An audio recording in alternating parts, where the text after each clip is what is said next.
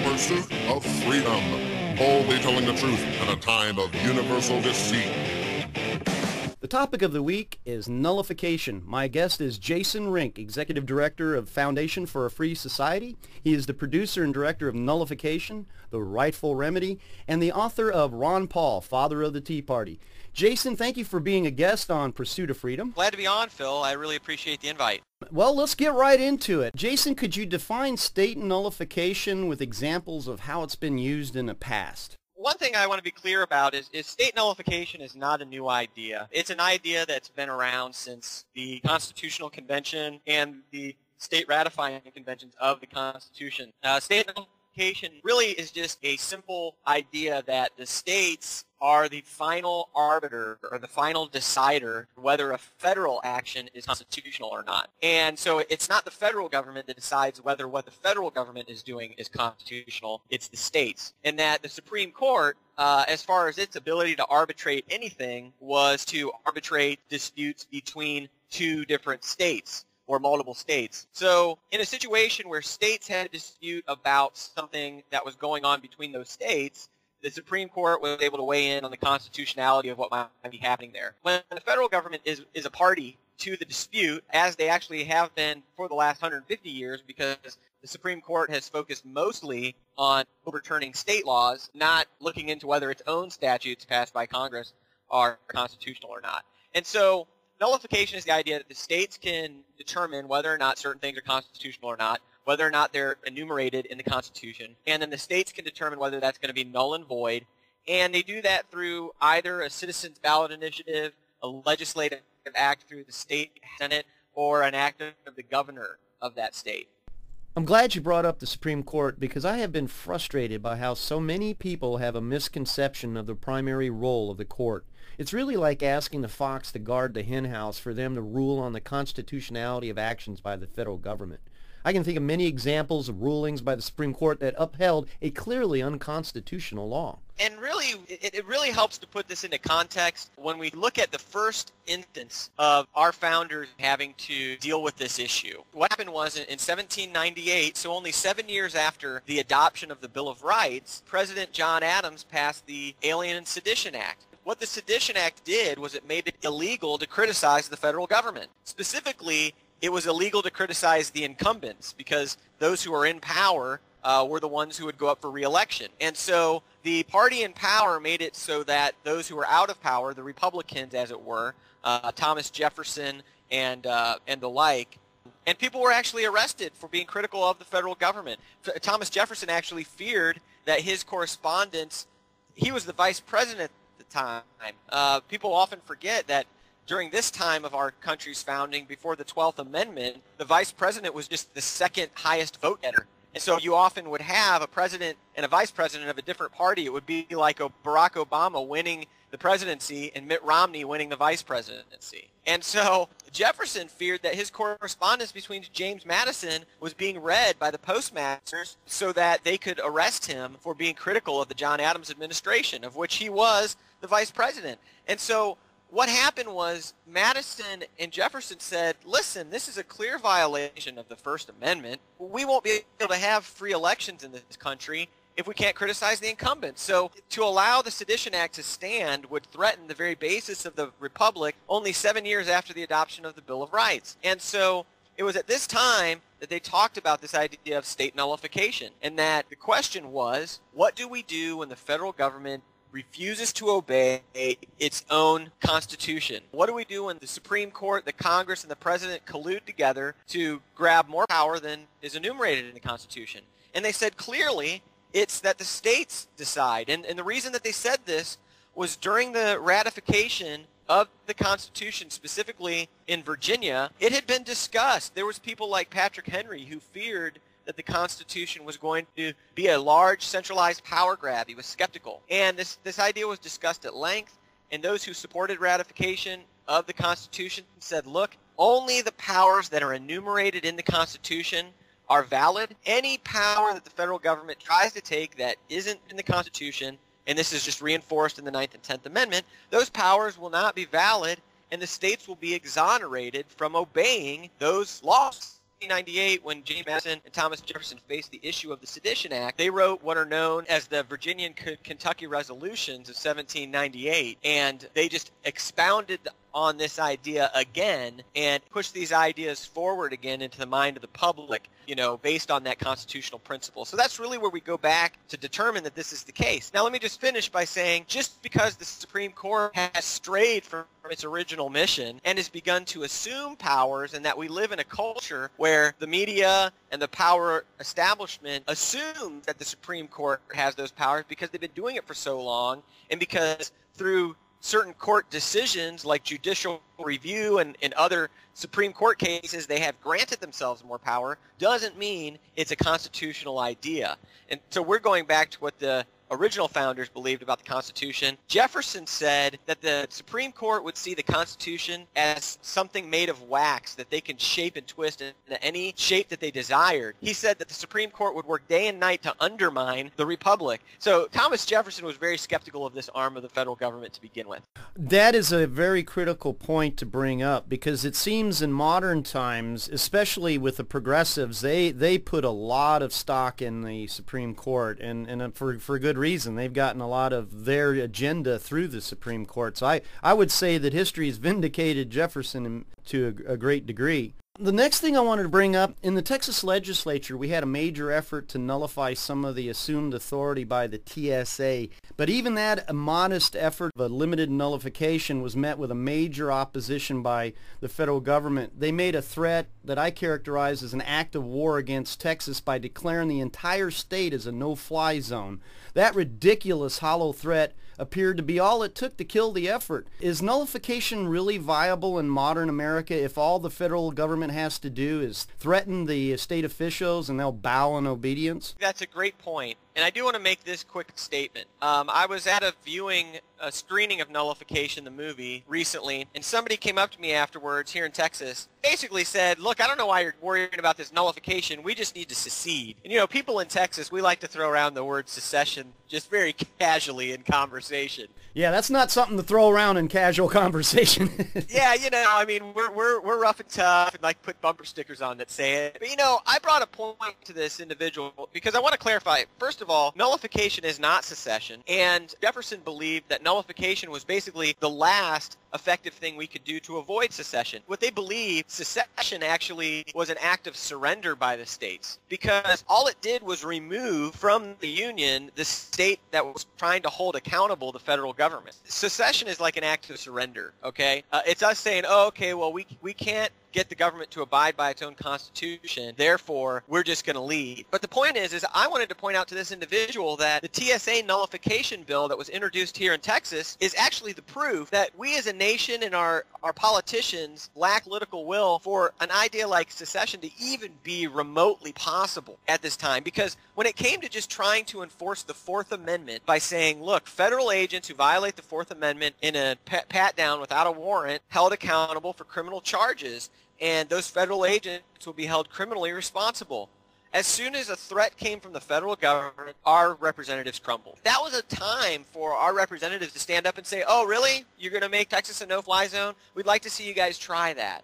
But they didn't do that. So what that tells us is that, number one, we've got a lot of education to do of our legislators, and number two, that we're a lot further away from implementing these solutions when it comes to some of the more serious issues or the issues that have teeth as a result. So let me just compare that to another issue. An issue that we're seeing a lot of activity and a lot of success around the country is the issue of marijuana. I believe 17 states that have medical marijuana laws on the books. The Supreme Court in 2005 said it doesn't matter if a state says it's legal. The federal government still, through the power of the Commerce Clause, can still go in and raid these dispensaries and arrest people and do all this sort of thing.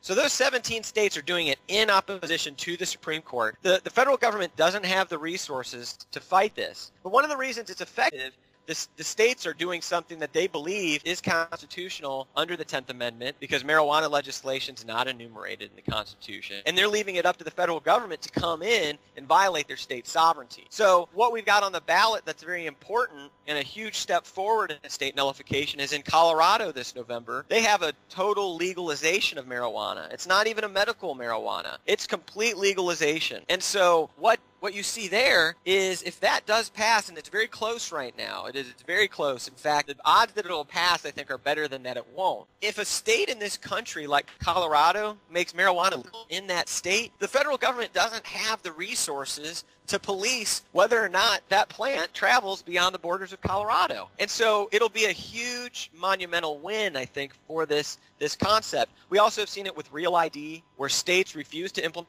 Real ID, which I believe they tried to start implementing that in 2005. And the federal government has continued to move the deadline back and back and back and back. And at this point, it's essentially dead. I think over 35 states have said they're not going to implement a national ID card, and the federal government has essentially surrendered on that issue. So I think what's important is to look at the issues that there are successes and the issues that there are failures, and model legislation after the successes and strive for the ones that are more serious. But that I think is the calculus right now, is any legislation that means that a state, a governor, and the sheriffs are going to have to stand up and arrest a nation typically is not passing right now. You make a lot of interesting points. One of the things that I see in what your strategy is incremental change, especially in the United States. We're such a stable society that it is difficult to get people to take big revolutionary steps.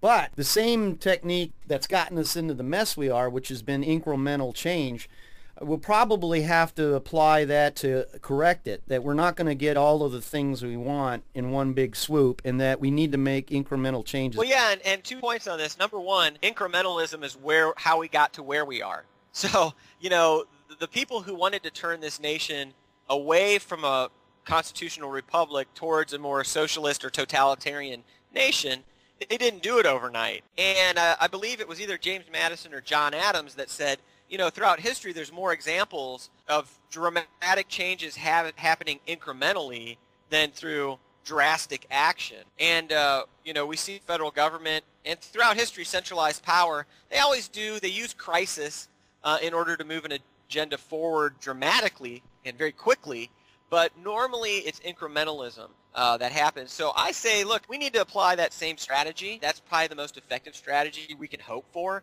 I mean, how are we going to turn back 150 years of federal overreach in 1 or 2 election cycles? It's not going to happen. The other thing is there is actually a danger of passing a legislation bill in a state if you don't have the right people in power to back it up. I mean, if we would have passed the TSA nullification in Texas, but we didn't have the police here in Texas and the governor here in Texas responsible for arresting federal agents behind the legislation, it would have been meaningless. The TSA agents would continue to do what they're going to do because there would be no way they were going to be arrested for it. So the non-enforcement of that act will actually nullify our Nullification Act, if that makes sense. That actually does make sense. You bring up an excellent point that you're going to have support within the state government structure. We've got a lot of work here in the state of Texas to focus on getting better people in there so that when we do make the move for nullification, that we get some backup from our legislature. I do want to say, if I was going to be honest about the mission of the film Nullification, The Rightful Remedy, I want to educate state representatives and senators. I want to educate Tea Party members who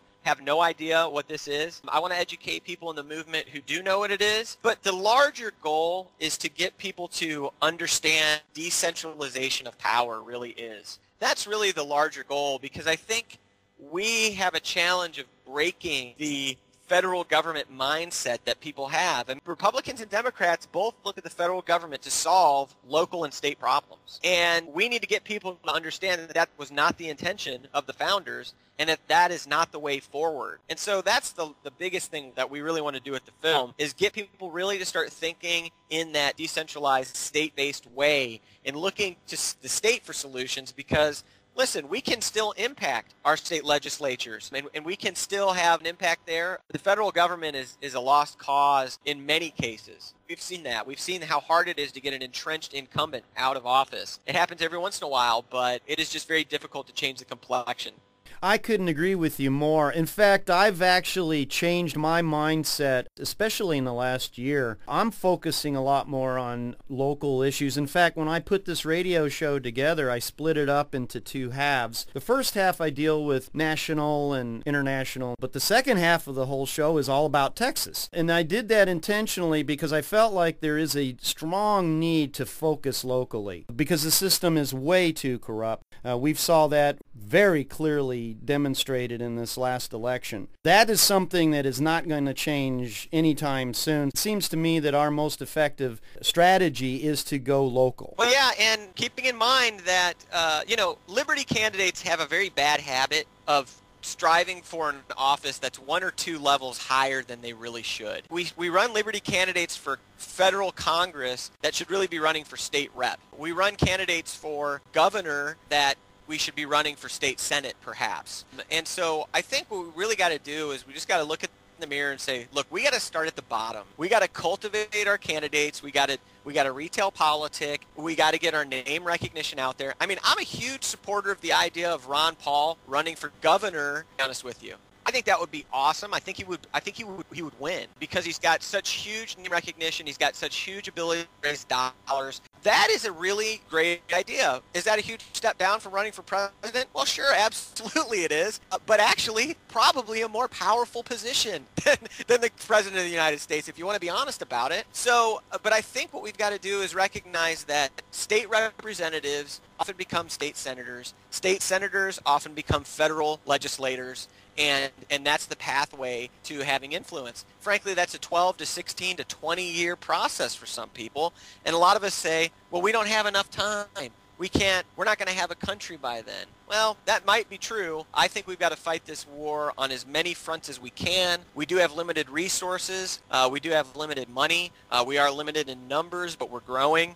And we celebrate victories where we can. So I say if we could just pour more of our resources into state level politics, I think we're going to see a lot more victories because it's a lot more attainable and tangible than the amount of dollars it takes to win a federal office. And our movement just can't support that kind of investment right now. I'm guilty of that too. I was a campaign manager for Glenn Addison, who ran for Senate. Talk about a David and Goliath situation. I guess I had to get in the trenches to really get a sense of how that's absolutely true. There is no way that the Liberty Movement is ready to take on those kind of seats. The only exception to that obviously was Rand Paul, but that was a unique circumstance. He had all of the entire Liberty Movement built up by Ron Paul coming to his aid to overcome a lot of things in Kentucky that normally you wouldn't be able to do. And so that's the exception to the rule. Let me also encourage you because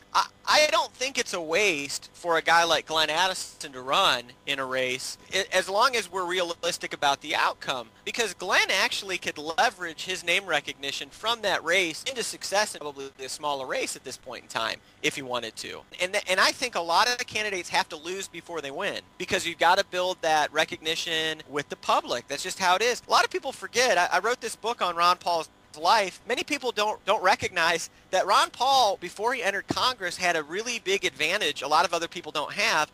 He delivered the babies for thousands of the constituents that would ultimately support him.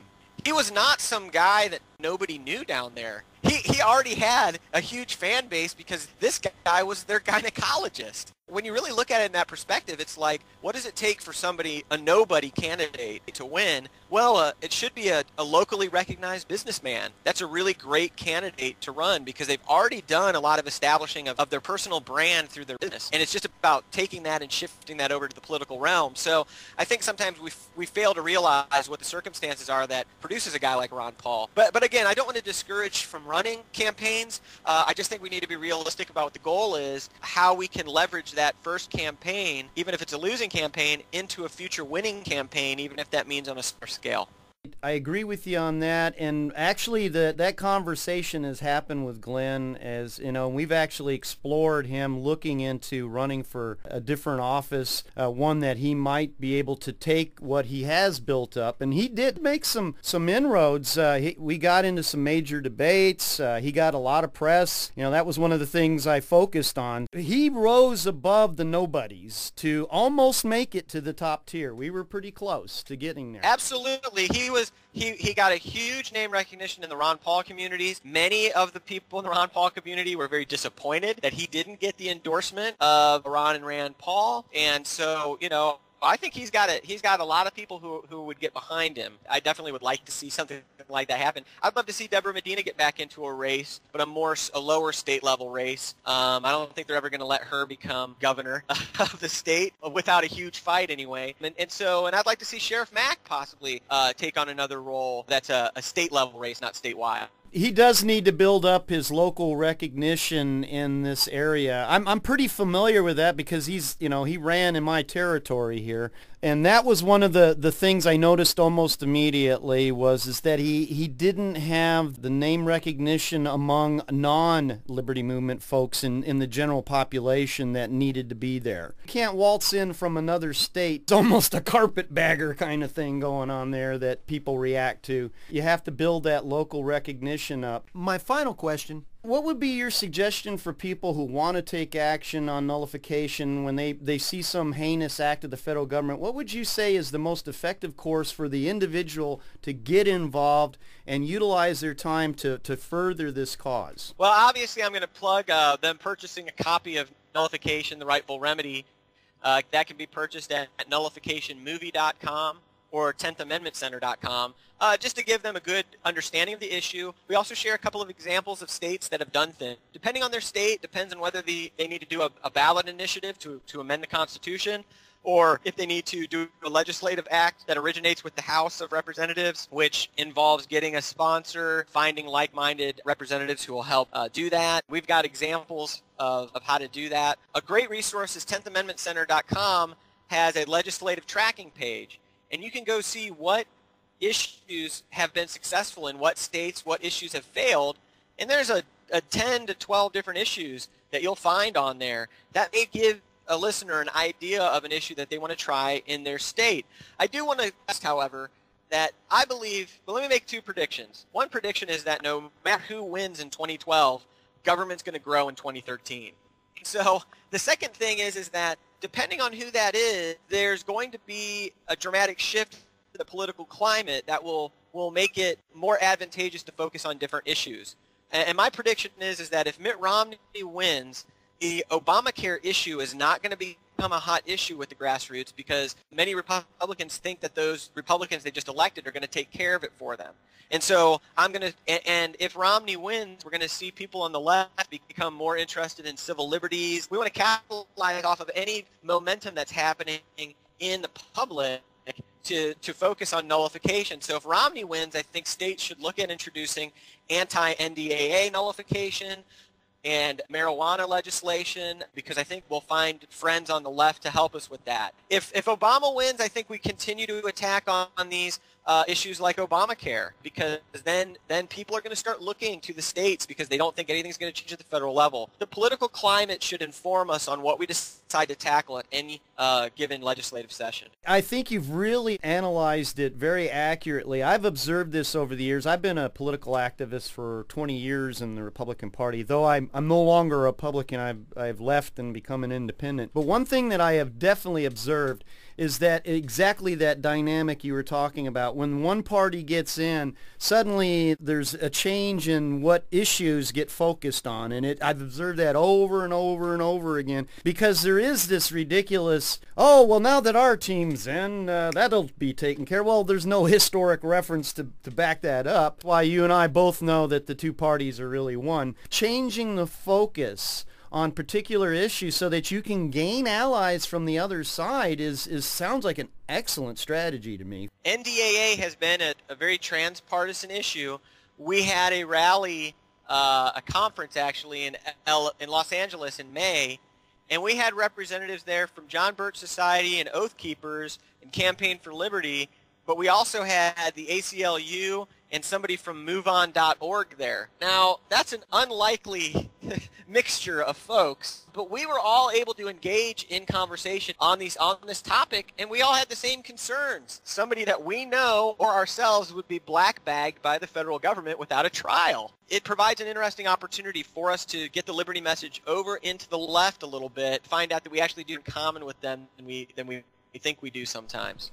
I think that's one of our most powerful assets, is the ability to draw from a wide range. I'll tell you, I saw that really manifested back in 2007. I was involved in two different fundraisers for Ron Paul, and one was up in Austin. What I witnessed was amazing. I saw a guy with a mohawk sitting right next to my father-in-law, who was a missionary to Mexico, but they were both Ron Paul supporters, and they had a nice conversation. And I talked to my father-in-law, and I said, that was an interesting fellow you were sitting next to. It looks like you guys were really getting along. He said, yeah, we had a great conversation.